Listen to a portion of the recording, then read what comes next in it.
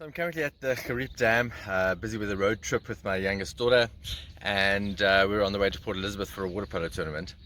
And we left home really early, and just now we were in Bloemfontein. It was about 6:30, 7:15. And interesting thing happened. A lady who served me my coffee over the counter asked me how I was, and I said, "Oh, I'm great." And she was quite taken aback, and she's like, "Wow." So what's wrong? She said, no, you're the first person today who has answered like that. So I said, well, how have the others answered? She said, no, everybody's in a bit of a bad mood and they're complaining. And I said, well, no, we're not allowed to complain.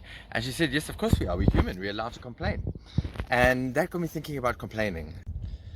The science of complaining is an interesting one, and if you think of the neuroplasticity of your brain and how your brain works, it's neurons that are connecting with each other and they're firing.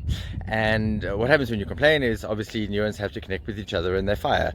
And if you complain a lot, and instead of your brain wanting to connect those, so imagine you were wanting to cross a river, and every single time you cross the river you had to build a bridge. Eventually your brain is going to look for something a little bit more permanent, and it's going to say, let's erect a permanent structure across this river. And that's what happens when you complain regularly. It's a learned behavior, and it becomes a default behavior, to the point that even when you try and be positive, you really battle to be positive, because your brain is just so used to doing what is easy and doing what you have taught it to do, and that is connecting those neurons together.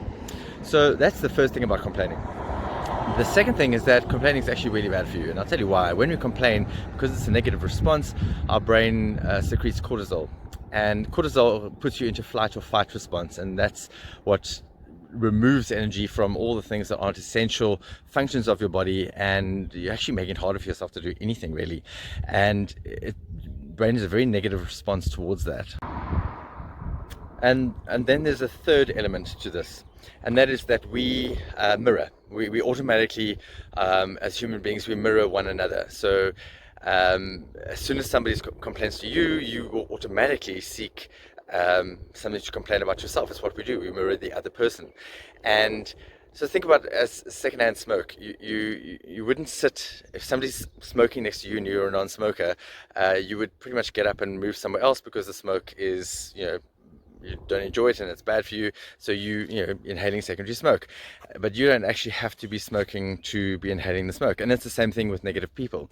So if I'm hanging around somebody who's negative, I actually inhale that negativity without even having to be negative myself. And unfortunately, that's what happens with energy. Energy always flows to the negative. So it's a very interesting thing that when you surround yourself by negative people, you yourself are going to become negative too. So we're back in the car now, and let's put it all together.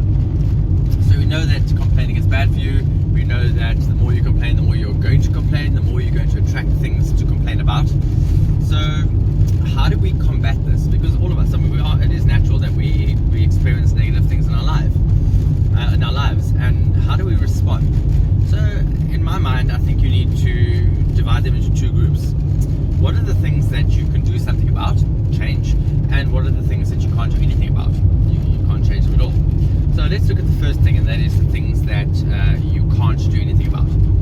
So if I can't do anything about something, what is the point in complaining about it? Because the more I complain about that thing, the worse it's going to become, the more of a problem it's going to become, the more it's going to impact my health. And it's just a very negative spiraling vortex, and it's not healthy for me at all. So what I need to do is to identify or look for things that I can be grateful for. So it's an attitude of gratitude. So the minute so think of this trip for instance, it's pretty much a 12-hour trip from Johannesburg to Port Elizabeth, and it's a necessary evil, I guess. I'm going to be spending some time in the car. Can I change that? Well, yes I can. I can decide not to go.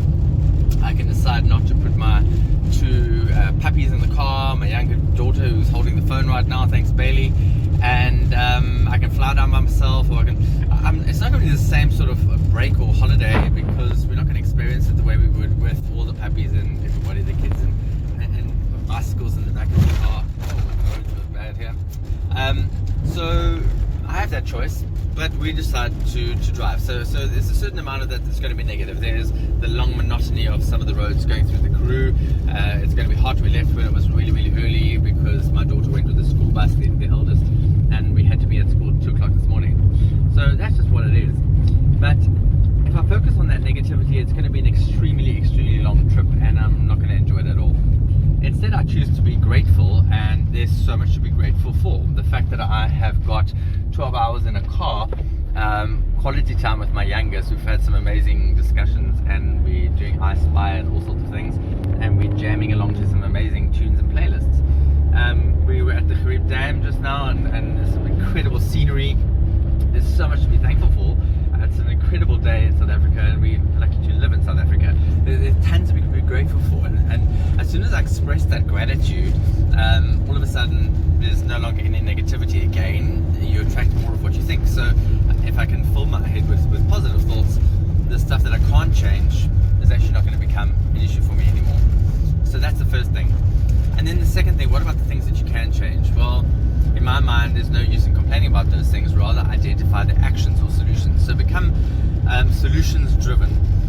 What am I complaining about? I'm complaining about the fact that it's cold. Well, I can do something about that. I can put some more clothes on. I can sit next to a heater. I can light a fire. I can do a whole bunch of things. But I mean, sure, you're going to agree with me on this one.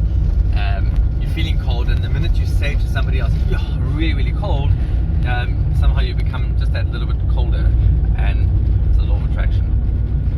So there's a little video from me to you saying that I'd love it if we can try and rewire our thinking around this negative concept of complaining. And yes, as the lady said in the shop this morning, we are human and we are allowed to complain. But being allowed to complain is very different from allowing yourself to complain. So peace out. If you liked the video, please hit like, please subscribe for more, share it if you liked it, and until next time,